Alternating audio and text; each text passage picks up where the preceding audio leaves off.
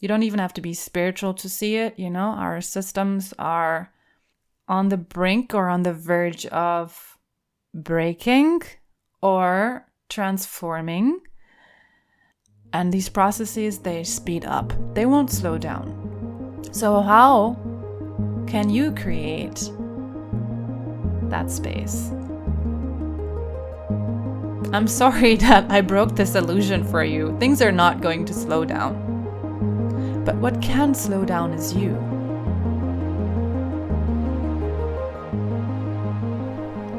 Welcome to the Sound of You podcast. This is a space where we have inspiring, thoughtful conversations about the voice, about healthy self-expression, and all things spirituality and personal growth. My name is Friederike. I am your host, and I am so excited that you're here. Let's get started. Hello and welcome to the Sound of You podcast. Welcome if you are a first-time listener. Welcome if you are someone who has listened to a couple of episodes. Thank you for coming back. It's so interesting to be a podcast host. Record what's on your heart. Record things that I want to share with the world. And also speak to really interesting people. And I want to share with you one curious fact. In the last episode, in case you've listened to it, I interviewed Pia. And with Pia, I spoke about sexual freedom, her journey from self-hate through self-pleasure to ultimately the freedom of herself, to being able to communicate better, and the freedom of her voice, because she is a singer. And this really curious thing happened, and that is I had one of the best sexual experiences of my life during that last week after I recorded the podcast. So even though there are some other things at the moment that I practice myself because I like to do my own inquiry processes, I don't think that that's a coincidence. So what am I going to talk to you about today?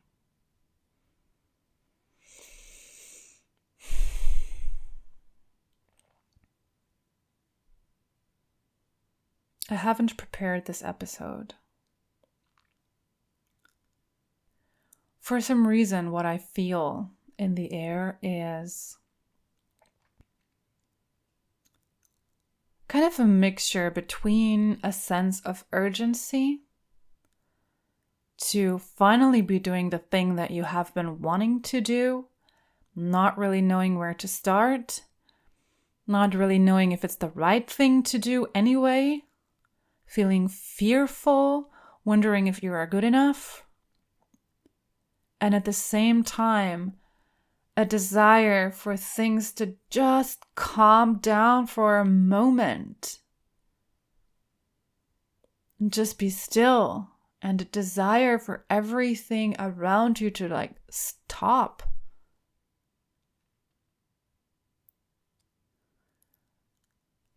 While these two seem like very polar energies, I want to share with you that they go together.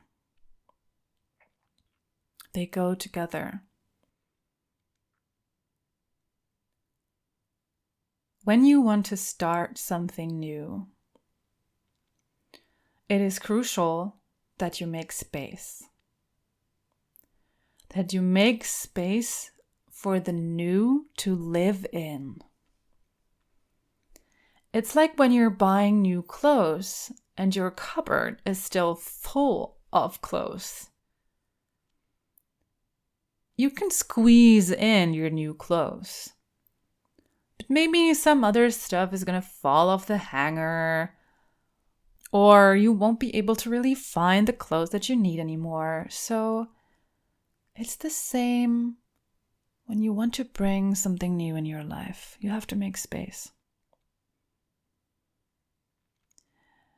When I was single and really, really, really desiring a partner, I was living in a one-room apartment back then, and one of my best friends came to visit, and we talked about my desire for a partner.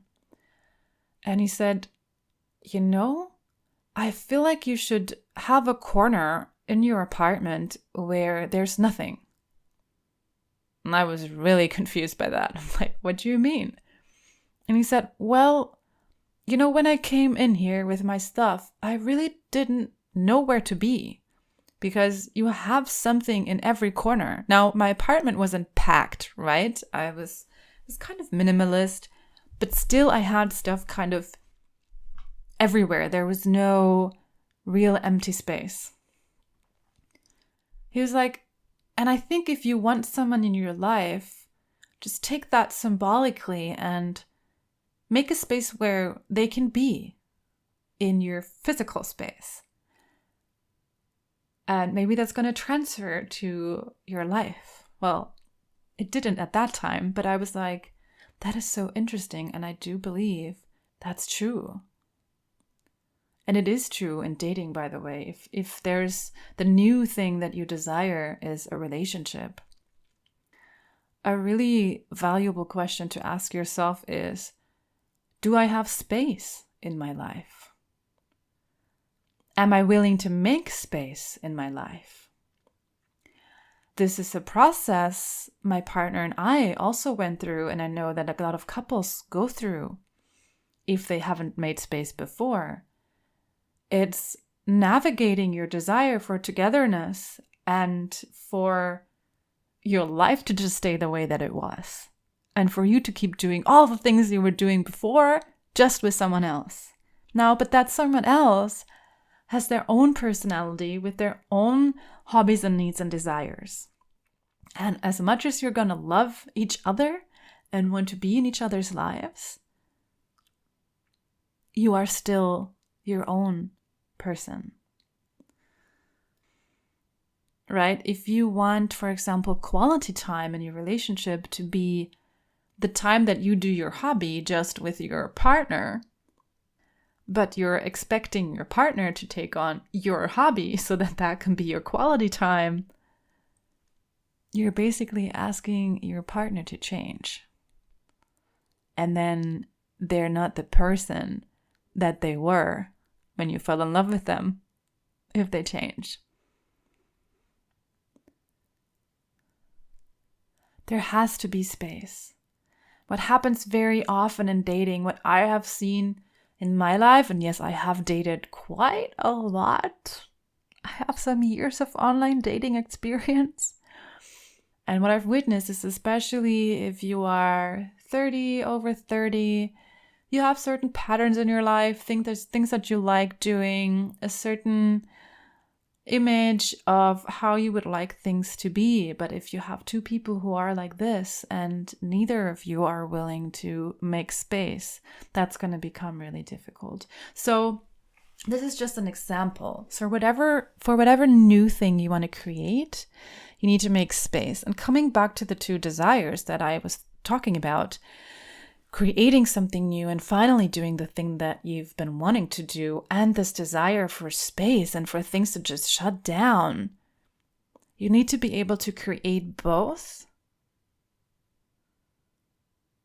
You need to be able to create both.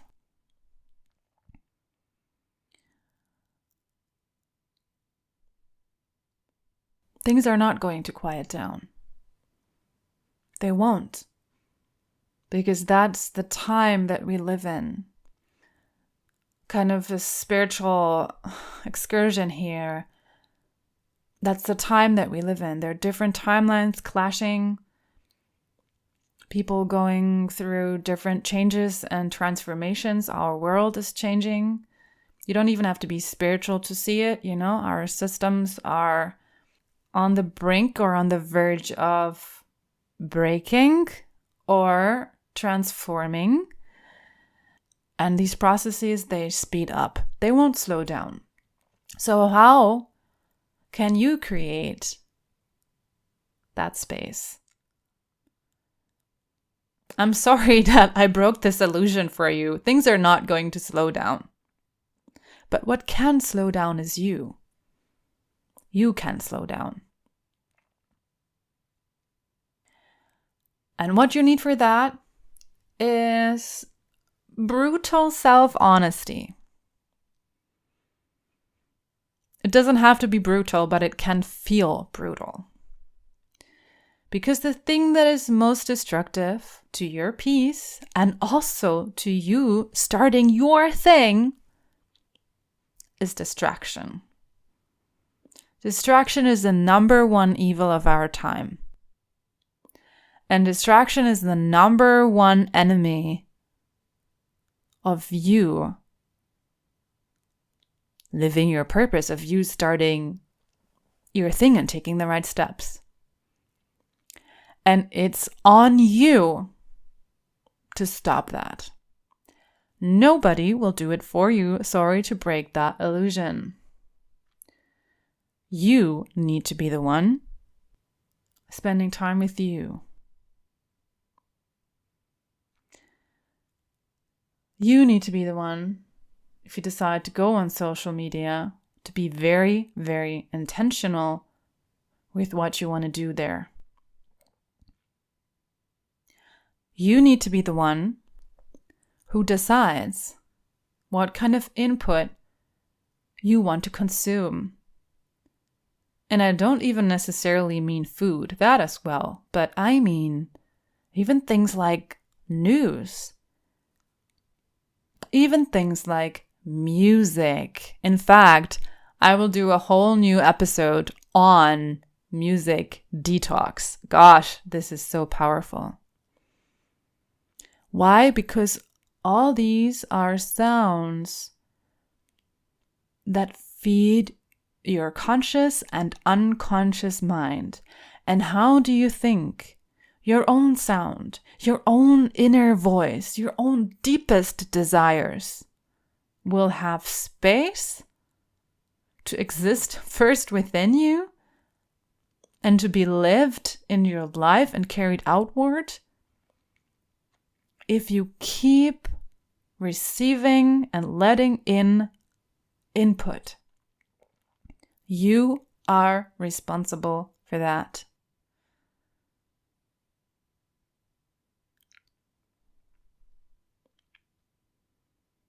So a really simple thing for most of you, I actually recently met an actress who still has an old phone with no Wi-Fi. I was like, girl, I admire that. I don't know how you do it, but wow, chapeau. For most of us, it's going to be our phone. It's going to be the Alexas installed in our home. It's going to be the snacks that we have stored everywhere around the house. For some of us, it's going to be too much sports. For some of us, it's going to be too much sleep. For some of us, it's going to be too much sex. Yes, all of these can be addictions. However, I feel like I'm being really hard on you. But I just want to say, observe yourself and take baby steps. And if it's a half an hour that you put your phone away, that you turn everything off, that's fine. Journaling is a brilliant, brilliant, brilliant way to give your inner voices and to give all the chaos that consists of all the input you have consumed plus your own inner voices and emotions, and thoughts and feelings, to get that outward so that you have a clear mind. I actually had some really haunting thoughts the other day, and they were nagging and nasty, and I was like, man, I have to get these out. And I got my journal for the first time in a long time. I haven't felt like I needed to journal for a while. And I only wrote 1 page. And I felt 1,000,000 times better. So it's very, very simple tools. Very simple tools. And the other thing is starting your thing. Starting your thing and going your way and finding your way.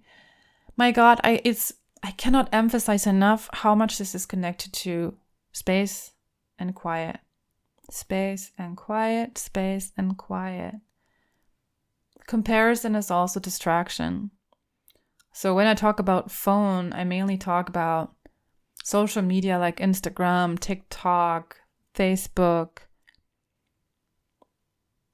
Because even if you say, well, I'm not really comparing myself, I just, I check in with friends and I see what they're up to. Yes, but all of this is information and there's silent comparison happening. And even something like, oh, look what they're doing. I could do this too. You might call this inspiration. I call it distraction. The point for you, the time for you to find inspiration on how to do something comes after you know what you want to do. If you don't have that clear, whatever other people do, whatever you see other people doing is going to totally distract you from your own path. And then there is this thing with jumping into the cold water and just doing it. And again here, nobody can do it for you. Nobody can do it for you. Or how about we say it differently and say, only you can do that. Only you can do that. Like, how amazing is that? I had the beautiful Stephanie on my podcast. You want to listen to that episode? It's about suppressed artists. She was saying, understand how unique you are. Whatever it is you set out to do, only you can do that the way that you do it, because nobody on this planet is like you. Only you can be you.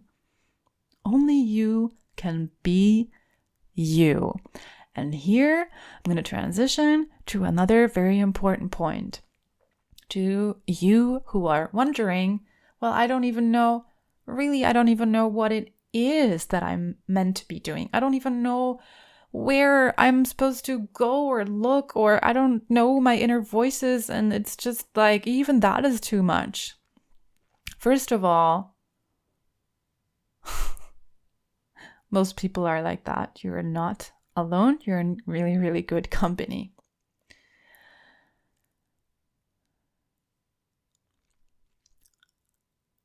Your purpose, what you're meant to be doing or being, is always in the here and now. What happens often, if you're that kind of person who is worried about that, is you put purpose in the future. Or you assign an action to purpose. But purpose is not an action. Purpose is a beingness. Because, think about it, if purpose was a specific action, then what if you can't be doing that action for whatever reason, ever? Then that would mean that you have no purpose? Or somebody who isn't at that point where they feel like they can do whatever it is that they're called to do for whatever reason. Maybe you are sick, maybe whatever it is. Let's say maybe you're a kindergarten teacher, but you feel like your purpose is in writing a book. But maybe you also have toddlers right now and your mother is sick or whatever it is. So do you have no purpose because you're not writing that book right now? I feel like this is a very misleading thing. And it makes me really sad to see that in the spiritual community and to put so much pressure on people. Yes, a specific action can be aligned with your purpose. But imagine people who are poor. Maybe even think of a different country. Maybe think of real poverty, of slums, right? Are you going to say to these people, you have no purpose? Because they're not living in material abundance, obviously? Are you going to say, are we going to be as arrogant as saying to them, well, obviously you're not aligned with your purpose, otherwise things would be better. Well, obviously you have no purpose right now because what you're doing has no purpose. You can feel, by the way that I'm saying this, how wrong this is. How incredibly wrong this is. Even if you're stripped of everything that you have, that you own, that you're doing, you always have purpose. Your purpose is in your energy. If you were to lose everything, you would still be here. You know, it's funny we say we lose everything, but we are still here. We are still in a body. So if we're still here, that's our purpose. To be right here, right now. And guys, I was in that space last year. I really was. I felt like, who the fuck am I? Why am I here for? Because I felt like I had lost everything. And suddenly it dawned on me. That's not what it is about. It's about my energy. It's about who I decide to be in that very moment. How much I am embodied and connected to my heart. That is my purpose in that moment. When I felt like I had nothing, I was the closest to God I had ever been up until this point. Because all my ego was stripped away from me. I was stripped of all my egoic desires and needs and wants and, my projections of how things should be. None of that. It was raw. I was completely raw.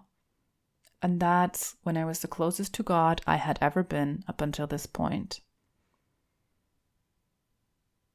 And it was beautiful in a way.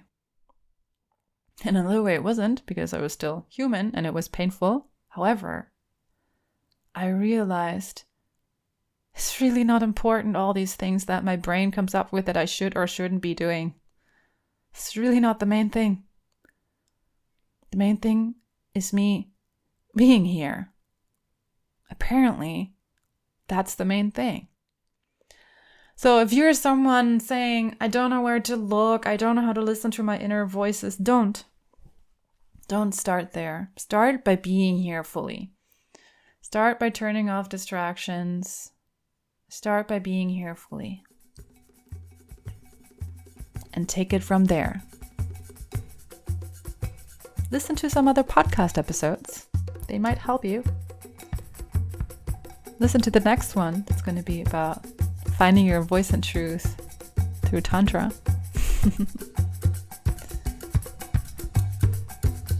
Seriously, guys.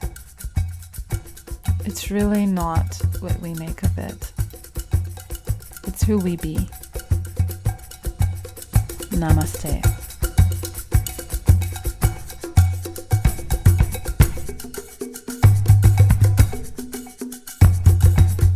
You just listened to the Sound of You podcast.